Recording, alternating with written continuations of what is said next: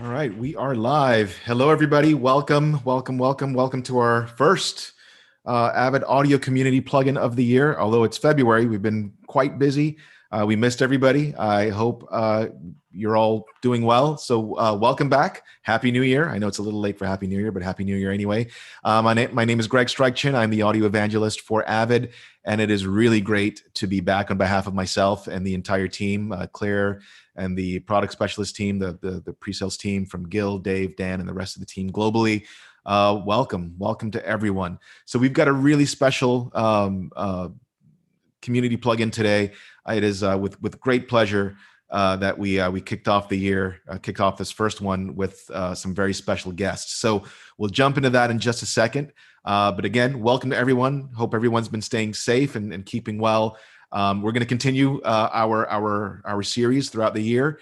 Hopefully we'll be able to be together again live and in person at some point. But even then, we're going to continue this engagement because so many of you, thank you so much for all of the messages we've been getting. We're so glad that you're finding this valuable and this is meaningful to you. So we're going to get right into it. Today we've got some special guests. We're going to be joined by some of the crew from Noise Engineering, really amazing LA-based, Los Angeles-based Eurorack company that have made some really incredible plugins. They launched last month during our NAMM, the NAMM Believe in Music, and we'll get into that in just a second. We're also going to be joined by our good friend, really amazing producer, artist, Matt Lange. So Matt has been a really great friend of Avid's for years, and we're so incredibly lucky and blessed to have him here as well, showing off these really amazing plugins from Noise Engineering. So how are we going to do this? Well, it's pretty simple. If you're new here, welcome. If you've been here for some of the other ones, welcome back. You already know how this kind of works. So obviously we're kind of managing this session here in Zoom, but we are global and we are live on all of our social platforms, from Facebook, LinkedIn, YouTube, you name it. We're pretty much there. We've got moderators from our product specialist team globally monitoring some of those or all of those platforms. So they'll be introducing themselves to you right now. And so if you have any questions, wherever you might be, you can ask your questions there. And just a couple of little housekeeping bits before we jump right into it. So first thing, getting the most out of the webinar. If you've registered, and we always recommend, of course, not everybody can register and join the actual Zoom. We understand that, which is why we put it out and everything else.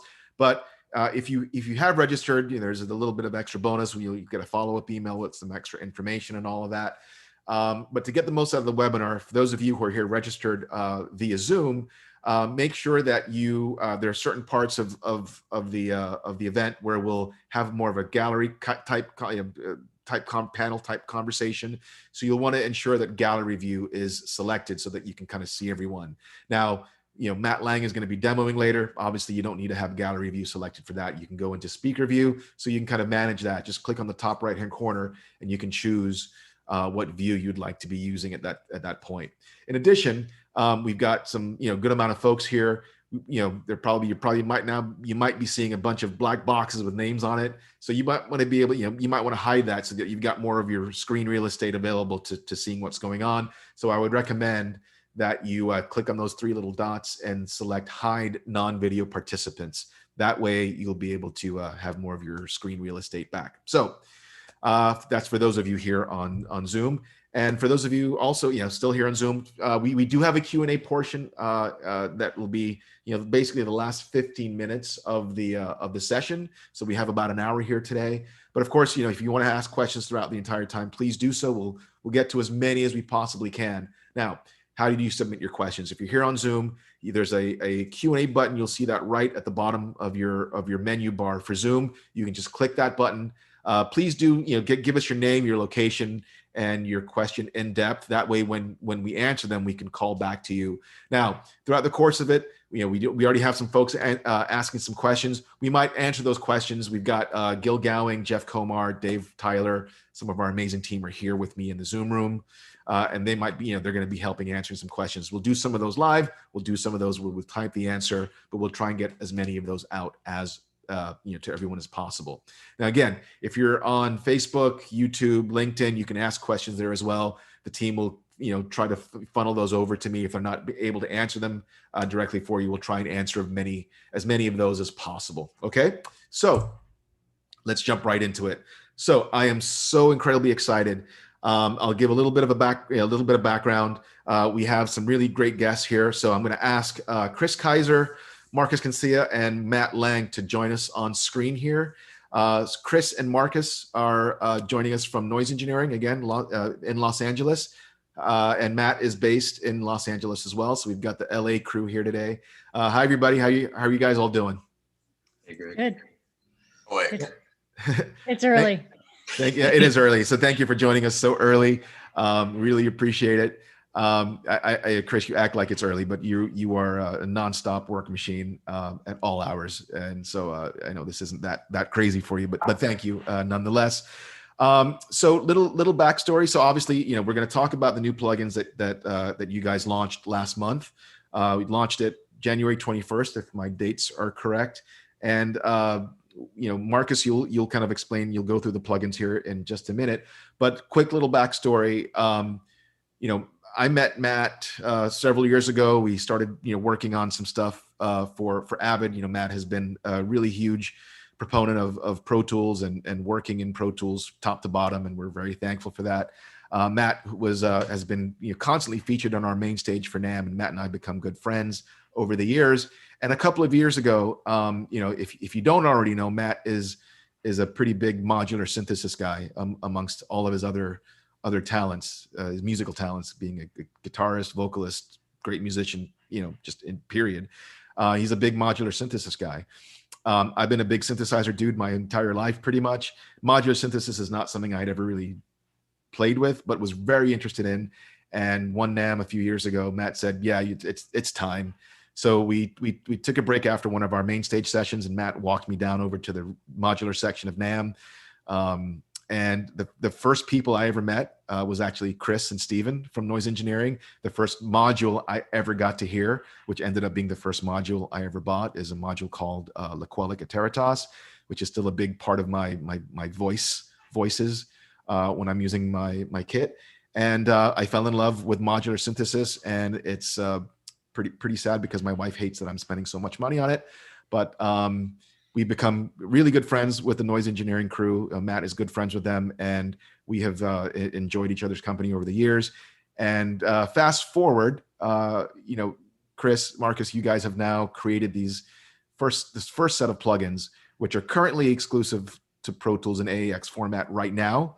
AU and VST will come at some point, but we're very thankful and grateful to you guys. So let me just start by, again, welcoming you guys, and then I'll just ask, why plugins? You guys are so beloved and so famous in the Eurorack arena. What made you decide to do plugins?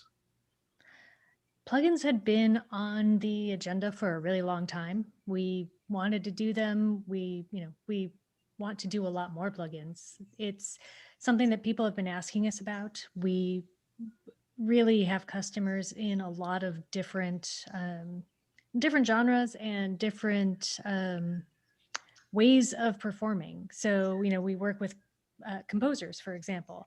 If you're a composer, you're on a really tight timeline. You often need to be able to recall things really quickly. So you can just change something, tweak something a little bit. And if you've ever used Eurorack, that's not really a thing in Eurorack. Recall in Eurorack is decidedly lacking. So plugins offer that. And so that was one of the things. We've also had people that, are in places where Eurorack is really difficult to come by. Mm-hmm. And so people have been just asking us. And then the last thing is the portability. We understand how hard it is to travel with a giant case of modules that you then have to repatch. And again, that recallability.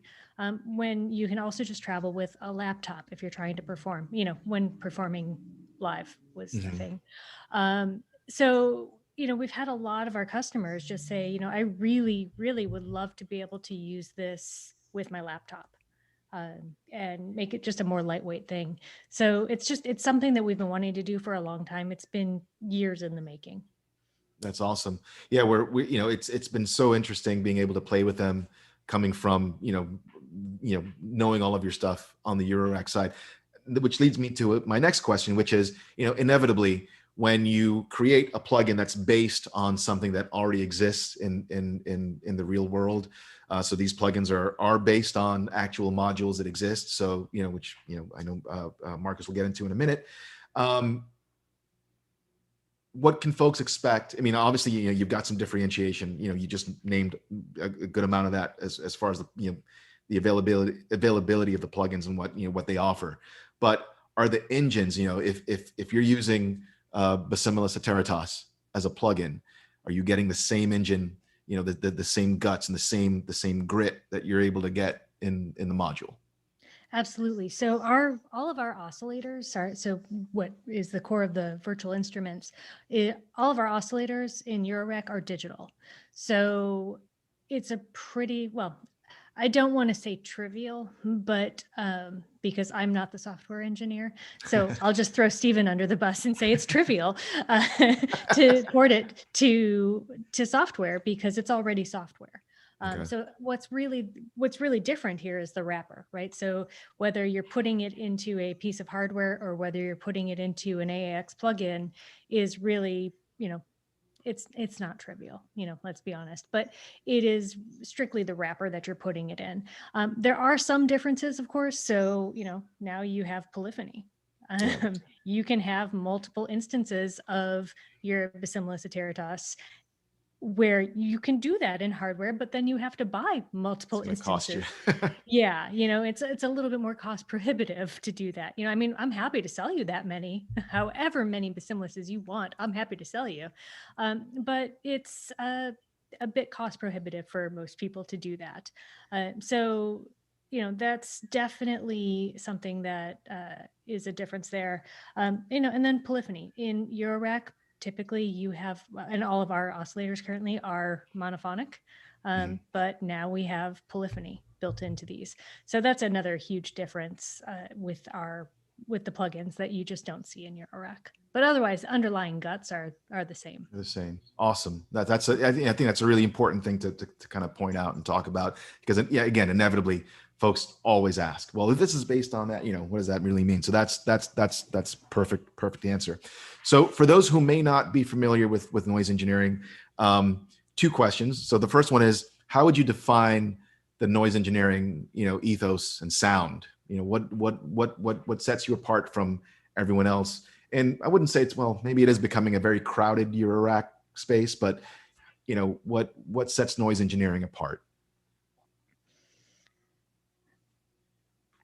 So in Eurorack, one of the things that really matters is space, right? So people have a limited amount of space in a case, which is different than the plugin world. One of the things that we really strive for in Eurorack is to fit as much functionality as we can in a limited footprint. How that translates to the plugin world is, and Marcus, maybe you can talk a little bit about this since you're going to be covering the plugins themselves, but how that translates to plugins is that we're still trying to pack in a lot of functionality without it being, well, let me back up a little bit. We try to pack a lot of features into a small footprint, but without it being menu divey, without it being something where you have to memorize 30 different combinations. It's just, we like to have products that are extremely immediate and fun to use. Yeah. So how that translates to our plugins is that we like to pack a lot of stuff in there, but we don't want it to be terribly difficult to use. We want you to be able to open it up and get fun sounds out of it. Marcus, would you have anything to add to that? Yeah, so I mean, one thing you'll notice on these plugins is compared to a lot of other synthesizers, there are not very many parameters. And that is for a reason. As Chris said, in Eurorack, you're very limited with space, and that means that there's just a maximum number of knobs we can actually fit into a module. So when we ported these to the plugins, we kept those same number of parameters. And since they're coming from hardware, all of the parameters are very refined. They're very much designed so that when you move something, when you change a setting, you are still going to hit a sweet spot. You're not going to have to struggle to find a really good sound. So what you'll notice as you start to use these plugins is there's not a lot of parameters, but as you're moving things, you're going to be finding a lot of sounds that hopefully you really like. Awesome. Awesome. So I think, well, actually one more thing, and then we can jump into the actual plugins. So Chris, how did the company start to begin with? It started as a dare. How all great companies start. My husband Stephen is the person that actually started the company. One of his friends picked up a bunch of modules, and Stephen, being Stephen, and an engineer, was a little cranky and started critiquing each module.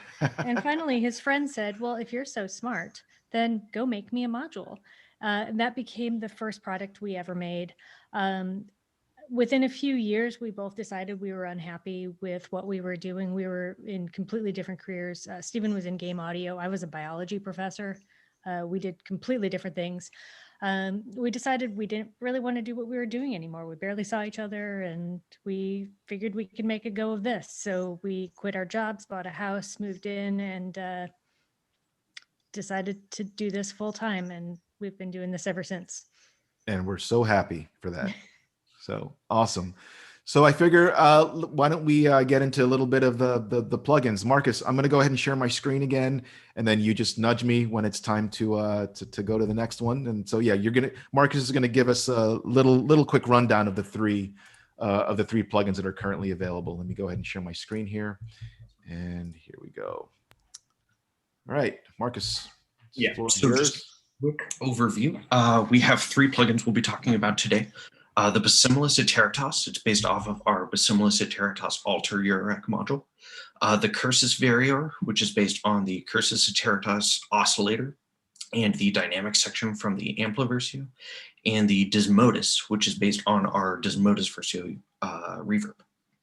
So first and foremost, these plugins are designed to be fun. We want you to enjoy playing with sound and enjoy playing with these plugins. They come with a huge number of presets. Basimilus Iteritas and Cursus Varior each have over 1,000 presets each, and Desmodus comes with over 500. As we mentioned earlier, all the parameters on these are really straightforward to use, and they're designed to be automated. So since these are just inspired by modular, in modular, you tend to use control voltage to move all your parameters around. And that means that when we brought these Pro Tools, we wanted to have that same experience just with automation instead of voltage. So jumping into Basimilus, first and foremost, Basimilus Iteritas is a percussion synthesizer, although it can do a lot more than just percussion. I don't want to brag here, but it sounds really cool. As a module, it's been a staple in all of our systems for a really long time, and we're really excited that now you get to experience it as a plugin. It's a 6-operator additive FM synthesizer, and while that may sound kind of complicated, the controls are really straightforward to use, so you can easily create your sounds without worrying about what's happening under the hood. Basimilus Iteritas is really great for anything with synthetic percussion, but again, it can do a lot more than just your standard drums. It's also fantastic for subs and basses, or even higher frequency sounds like plucks. I even used it to emulate like insects and footsteps when I was working on a project where I really needed some unique sound effects. So moving on to the next one is Cursus Varior. It's a great melodic synth that's really perfect for pads and leads and basses. It creates sound with a dynamically generated wavetable that you can then shape and change with the dynamic section and the wave folder and oversampling controls. One of my favorite techniques with the Cursus is to kind of create a nice kind of mellow sound and then turn that into something really harsh and aggressive with the wave folder. It really only takes tweaking one control to completely transform a sound. And you'll really hear that in Matt's demo, how you can completely change something just by moving a couple of parameters. So the parameters on Cursus, as you can see, are kind of unusual. They give you complete harmonic control over the sound and waveforms that you generate. While that's a bit unfamiliar if you're used to more traditional synthesizers, The dynamic section features a straightforward ADSR envelope that can also control a filter with some pretty awesome resonance control. So you can do some more traditional harmonic and dynamic shaping as well. And I really think that Curse's Vario would pretty much fit into anything you're working on, whether you need a melody line or a bass or something completely abstract and different.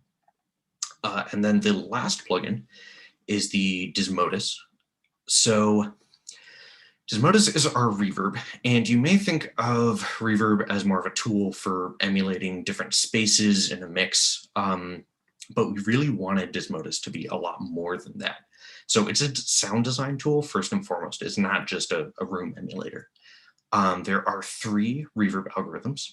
So there's a clean reverb, distorted reverb, and a pitch shifting shimmer. And one of the things that makes Dismodus really unique is the feedback parameter called regen. So 100% feedback is actually halfway through that parameter. And as you go past that halfway point, you get into infinite reverbs. And if you crank it up all the way, it starts to actually duck based on the input signals. So you get kind of sidechain type effects that can really add some awesome movement to your atmospheres. And there's different automation modes. So again, this is based on a Eurorack module. So it's designed really to be played like an instrument and be its own voice and project and not just be, a space tool. So if you want reverb that's really more than your standard halls and rooms, Dismodus is definitely for you. Okay, so I've talked about these a lot. You definitely want to hear those. So I think Matt has a demo for us. So let's definitely get into that. All right. So yeah, thank you, Marcus. So yeah, Marcus, Chris, we'll bring you back at the end for Q&A. And I think at this point, we're going to invite Matt Lange to come and do his thing. Hey, Matt. Hello, everybody. So let me share my screen. Continue. So Pro Tools and share my sound. Okay, so I put this little demo together and it's made pretty much exclusively just with the brand new noise engineering plugins. I'm going to play it. As you can see, there's a ton of modulation in here, and that's because that's what really makes these come alive in general, much like their modular hardware counterparts. So I'm just going to hit play, and then we'll talk about what I did within this.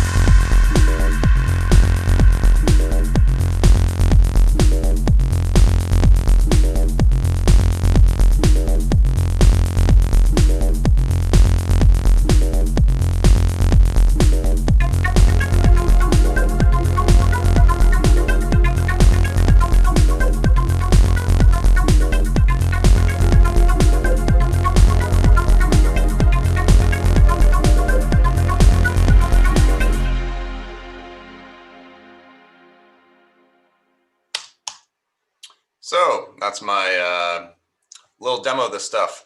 And the first thing that I wanted to take advantage of is, like Chris mentioned earlier, polyphony is something that basically doesn't exist within modular or Eurorack in particular. And this is an opportunity because I love the sound of Noise Engineering's work. I always have. That's what attracted me to their hardware. And that's also the fact that I can have that kind of sound, which is very unique within a plugin atmosphere, which actually gives me a lot more flexibility than I'd have traditionally with modular.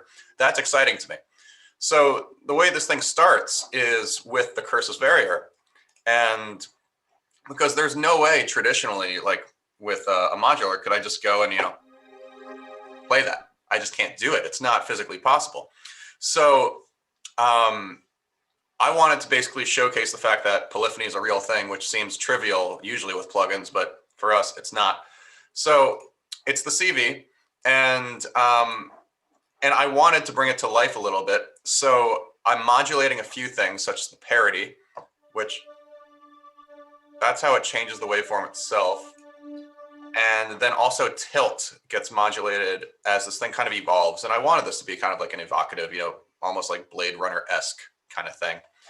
So what I've always loved about noise engineering is the way you can change all the sounds. So if I'll hold a chord.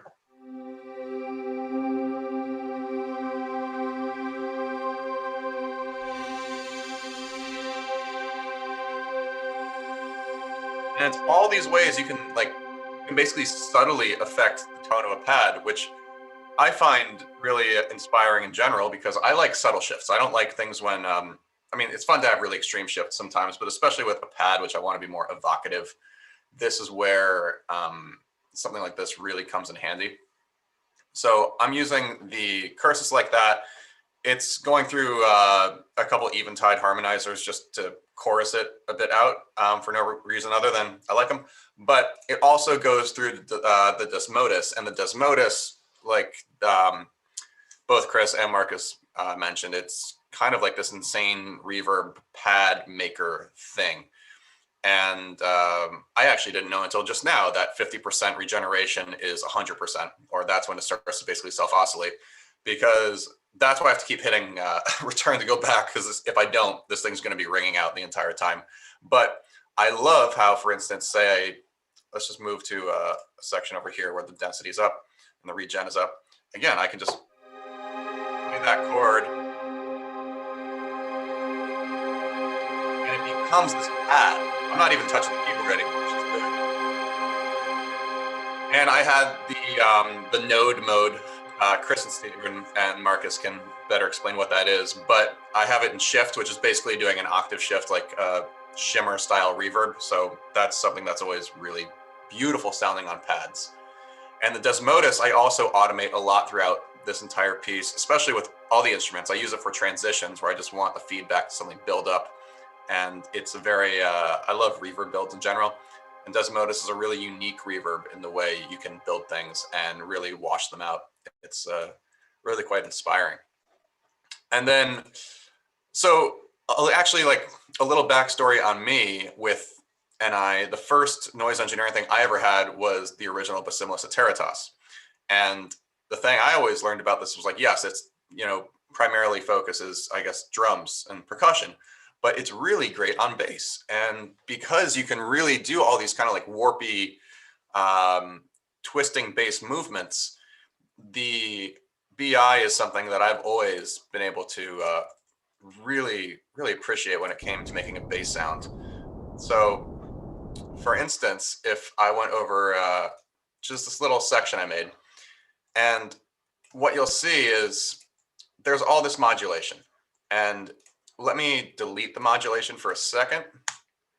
So here's without any, and this is just a little pattern, right? Now, if I bring back the modulation, oh, whoops, I'm sorry, wrong one.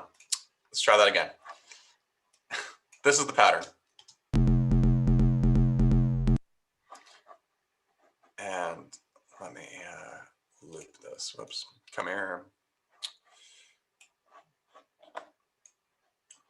Great. Now, if I bring back the modulation, that one little Basically, it's a wave folded sine wave. With it, it becomes all warpy. And if we open up the BI, now you're going to see how this thing's actually getting modulated.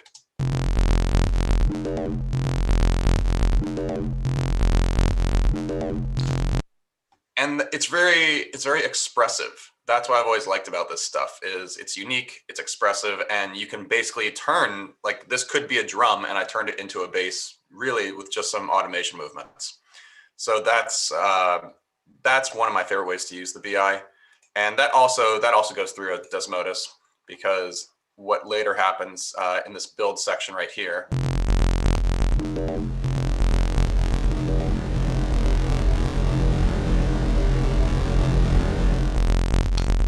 Just the revert swell trick. I've basically made this entire thing, like all the drums for the most part are BI, but also the bass. So I layered that with a sub bass, and this is a really simple BI patch. This is just a sine wave. And I use the skin mode, which doesn't have a pitch attack. Whereas, for instance, my kick, which is basically a very similar patch. This is the kick. And if you compare the two, the only real difference is, I mean, really, it's just the fact that this has an attack and it's in liquid mode, which is going to give you a pitch envelope. But everything else is relatively similar. I found that just in general, I like moving up harmonic when it comes to the kick. Sometimes it just changes the tonality of the kick a little bit. But it's very similar, but the kick sounds like this, as opposed to. So it's a nice thing too, because then when you create a kick and a sub bass out of basically a similar source, they're going to live together really well. So they also lock in kind of perfectly. So they never sound out of place. They always sound together. I made my snare also out of the BI. It's just this. And I still use, actually, like to this day, my original BI. I use that for snare drums all the time because it just sounds kind of does the 808 thing, but you can kind of tweak it a bit. And that's what I like about it, because this, I mean, again, it's super simple.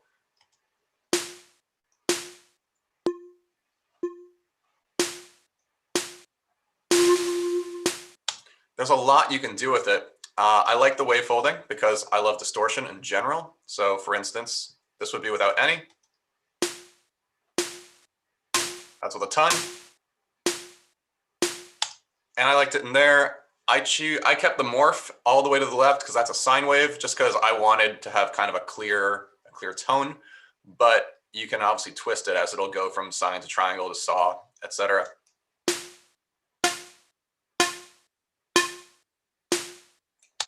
But for my purposes, I like the sine wave. I like sines in general. And then even the hi-hat, that's made out of the BI also. Sounds like that. And this time I'm using the metal mode in the BI, and I wanted to kill the tonality of it. So basically because I didn't want it to have an actual tone, I just wanted it to be basically a metal. So the wave folding's all the way up. Morph is, pretty aggressive. It's almost a square wave, but not quite. And the spread is all the way up as well. So without any of that stuff, sounds like that. And the fold really blasts it.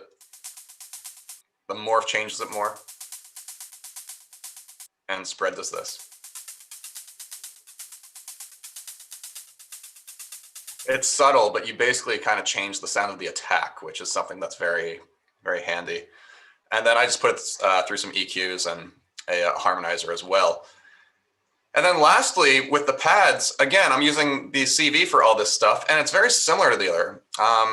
Actually, not lastly, because there's one other important function, but this pad is basically doing something similar as the first one.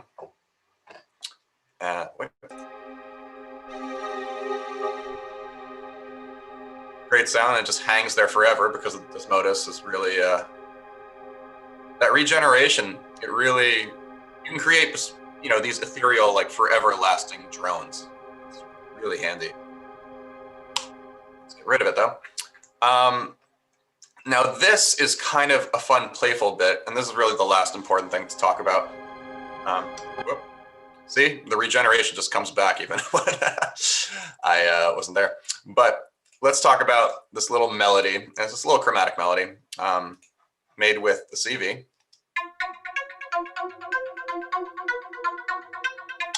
And just manually, I created my own LFO, basically, just in Pro Tools Automation. And it's just moving center. So you can see the way the waveform moves right here. Kind of like a phaser, but then there's a delay. And the delay is actually, once again, Desmodus. But I'm just going to copy that so I can come back to it. But so the thing about this Desmodus in general, I mean, it's a reverb based on delays. So if you take the density pretty much all the way down, you get a delay. But there's your reverb. And then the timing itself, I just did this by ear.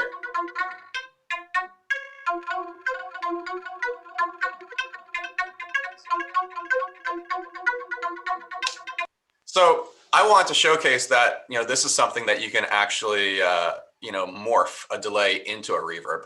So in this little breakdown section, if you want to call it that, these parameters all get automated.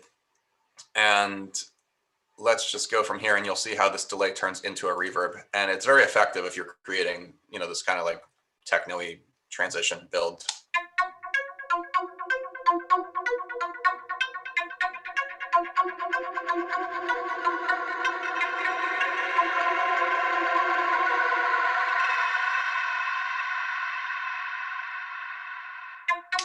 So it's a really handy trick. And I love being able to morph sounds together. And in general, really, I mean, one of the biggest strengths that anything noise engineering makes, but especially being able to have this in plugin form where you can go crazy with automation, is that the morphing is seamless and it's creative. And it's they're just really fun tools. You know, they're inspiring, they sound good. And having them now in plugin form as opposed to having to turn on the machine and deal with, you know, all the cables, this is something that now makes it really accessible and really easy to tap into that sound without the often headache of going through the machine. So that's how I like these things. And I'm happy to answer any questions on how I use them. Awesome, Matt. Thank you so much. That was absolutely incredible. And I can see some of the stuff coming in through some of the channels here. So thank you for that. So first question, and then we'll actually go ahead and invite Chris and Marcus back as well. First question that has come in is, so there are actually a few questions that have been coming in based around your usage of the plugins, Matt. And so one of the questions we've got has to do with, you know, as a person who is using both the plugins and the hardware, how do you decide? Obviously, you know, outside of Polyphony, how do you decide, you know, which to use, considering that you've got both? It depends what I'm doing, I suppose, in the moment. Before, if I needed a noise engineering kind of sound, I was beholden to the modular, so I had to do that. Now, for instance, I mean, I don't want to have to turn that on every time I'm just writing or something like that. Sometimes if I need to work on something quickly, or, you know, like Chris was talking about composers and like, yeah, when you have a really fast turnaround, a lot of times it's not really an option to be able to go the modular route. So having, like, I mean, and there's even on a project I've been working on recently, I've been using the BI just because it's, you know, really quick to get that kind of thing. I can just turn it on. And also tuning is, you know, if I want to do like tuned kick drums or something like that, don't get me wrong, I can do it in the modular, but it's a bit of a pain. Here, I literally can just do it in the piano roll and everything is just perfectly in tune. So for convenience sake, obviously, you know, there's always going to be magic in hardware that doesn't exist in software. That's the nature of the beast. But this, in a bizarre way, the plugin, you know, copycats of the hardware are a lot more versatile. So they both are used. But it just depends also, you know, how much time I have, where my headspace is. Do I want to go through the whole modular experience, or do I just need to write quickly and does it need to sound like I want that noise engineering sound? One of the things that I've often heard from the people that we had early on in our beta test was that they were really excited that, you know, everybody that we have in the beta tester people that knew our products very well already. So most of them came back and said that using the plugins gave them a lot of ideas of ways to use the hardware as well. So for a lot of the people that own both, it's a lot of back and forth and just kind of inspiring new ideas and new concepts with the hardware. Excellent. So again, Matt, thank you for that. Hang out. We've got some questions coming through. And while I kind of get to the questions, just really quick, again, just they're the 3 plugins. I've got them on a slide here. So one of the questions someone had asked, I believe it was on YouTube, if there are demos available of the plugins, and there aren't. But then there was a follow-up question right after that is, what do they cost? So great news. They're actually they're very inexpensive. I think that the value for these plugins is incredibly high. The plugins are actually $49 a piece, and I'm giving you the US prices. Now, we're not trying to be salesy here on the webinar, but the question was asked. So they're $49 a piece, and then actually Noise Engineering have all 3 plugins available in what they call the Noise Engineering Pack 1. And they're available at a discounted rate for $119 US. Now, the plugins are available. Again, they're currently AAX only right now. Again, AU and VST will be made available over the next couple of months. So Pro Tools users get it first. And they're available exclusively at the Avid Marketplace at our shop there. So I'll go into our Q&A slide here. So of course, if you want to go back and check out any of the other previous audio community plugins, there's the link for that. But if you want to find out any further information on these plugins, you can actually visit the Noise Engineering page, the noiseengineering.us/Avid, and all the information that you'd want to find is there. There's some really great sound examples, as well as some quotes from some other users like Martin Gore. A bunch of folks, Daniel Miller. So many wonderful people are fans of Noise Engineering. So make sure you check that out. So we've got some great questions coming through. So Alberto Hernandez Serradilla is asking, are parameters MIDI learnable to a MIDI controller? You take that one. So yeah, on each plugin there is a MIDI page. And basically, you can just choose a MIDI CC for every parameter on that and map that to your controller however you want to. And the interesting thing about it is you can map as many parameters to a single CC as you want to. So you can create like sort of macro controls too. Awesome. Thank you, Marcus. So we've got a kind of a statement, and I think this would be a good one to talk about. So Scott Frankfurt and from Facebook, thank you. That this is convenient. As plugins, you now compete with every AAX synth out there. It's really important in my mind that you emphasize the uniqueness of the sound. Can you address? Well, I think we addressed some of that at the top when we were talking about the sound of Noise Engineering. But I don't know if any of you want to talk about the uniqueness. I'll start by saying obviously you can tell by just from the GUI and the user interface, there's certainly a uniqueness there, but everything has purpose. Specifically, as Chris mentioned earlier, and I think Matt kind of went into that as well, because these are built from Eurorack modules from modular synthesis. There's already a unique kind of way that sound design is approached there, and you can hear it. Certainly in Matt's demo, if you go and listen to these some of the sound demos on the Noise Engineering site, you can hear that. But certainly that's why I use Noise Engineering stuff in the first place, is just because of the uniqueness of it. A lot of the stuff that I craft, whether it's in the plugin or in hardware, I'm not really going to be able to achieve in that same way, because there's a lot of extra special stuff that goes into the design of what they're doing. But I don't know if Chris, Marcus, or even Matt, if you wanted to address that. I think we all have something to say about that, but I'll let Matt and Marcus go first, and I'll back clean up, I guess. For me, it's unique sounding. Simple as that. Yes, there's tons of plugins obviously available anywhere. I don't know any plugin that's as ludicrous as the Desmodus as far as reverb goes. that's a very unique sounding. I mean, I like it mostly, actually, I like it as an ambience maker. That's my personal use for it.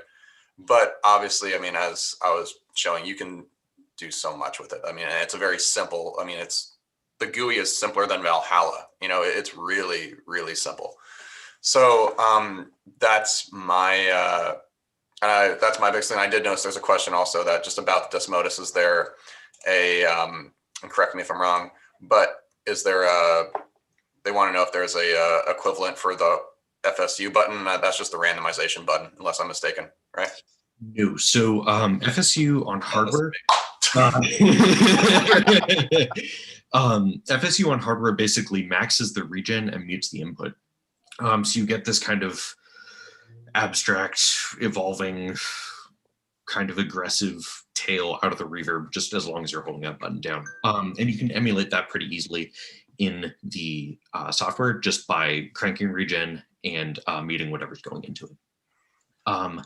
They also asked, how do you tame that effect on the hardware? You kind of don't. That's kind of the point of the FSU button. If you want it to be kind of nice, I often run it through a limiter in my dynamics chain so that it's, you know, relatively close to the same volume as the other stuff. But, you know, it's kind of there to be in your face. And that's sort of the definition of reverb. If you crank up the reverb, you're going to get gain. Yeah, yeah, it's a feedback loop. It does that. Yeah. Marcus, did you have anything to add about the uniqueness of the noise engineering sound? Yes, I do. So the one of the things that Matt demonstrated really well in his demo session was how quickly you can kind of turn one sound into another sound.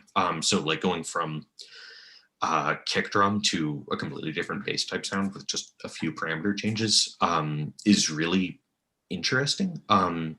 I like to write a lot of monophonic stuff in my sessions, and being able to have a single voice that can do a whole lot of different things with just a little bit of automation is really important. And that can be difficult in more complex plugins, but I think we've done pretty well making that really straightforward with these voices.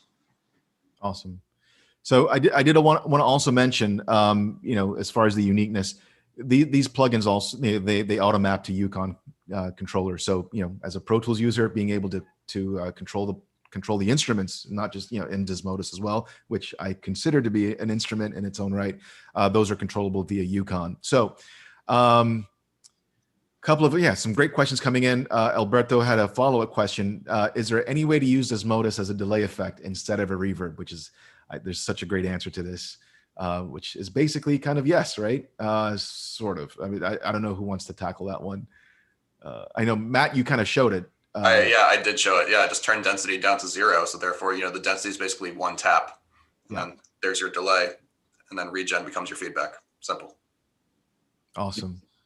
And we do have delays coming. Yeah. So actually, you know, now's, you know, since for those of you here, you know, be good for you to know that Noise Engineering have some other plugins planned to be released, you know, throughout the course of the year. Is that right, Chris? We have something like 20 plugins in the works. They won't be out all this year, but we have quite a long roadmap of plugins that we anticipate releasing over the course of time. Excellent. Like I said, we've been working on these for a while. Yeah. That you have. Yeah, this is a labor of love for sure. So we've just got a few more minutes. There's some great questions coming in, so I'll try and get to as many as I can. Question that came in from LinkedIn: are there side chains? And I'm guessing they're asking on a specific plugin or any of them in general. So there's not sidechain inputs for any of these. That wouldn't really make sense for most of what we're doing.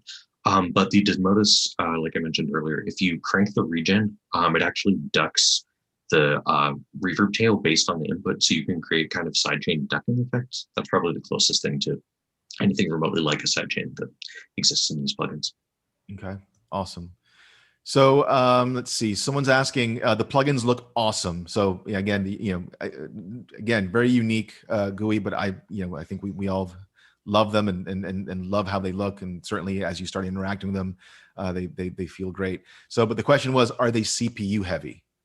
I can take that one. So it's hard to actually define heavy, but we tried to make them as lightweight as possible. One of our early beta testers did she has a session that she loads in, I think it's over 100 instances of the plugins, and on a somewhat older computer, and passed with flying colors. So I would not consider them CPU heavy. Excellent. Yeah, I mean, as one of your testers, I do spend a lot of time instantiating as many of the plugins as I possibly can. From one, then going all the way down, mixing and matching.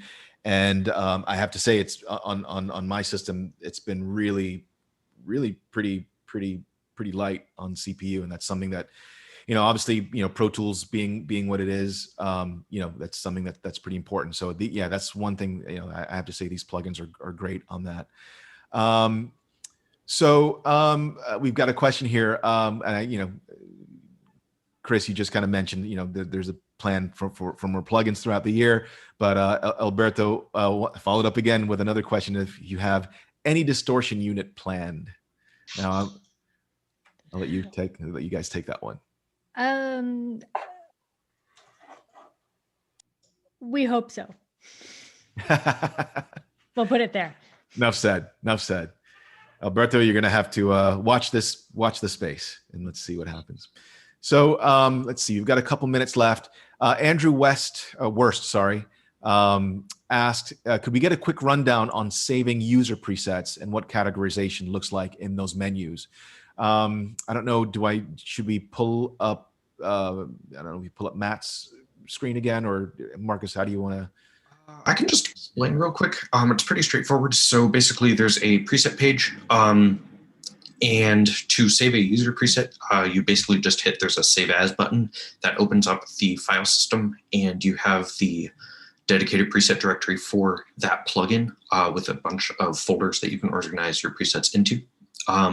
Once you've saved a preset there are navigation buttons within the plugin so that you can jump between directories and between presets without opening the file system again. And in addition to that, because they're AAX plugins in the AAX shell, you have the ability to save a preset within the session using the AAX shell and menu right in the top. So you can always save it, or even save it to a separate menu. So you've got options there, which is great.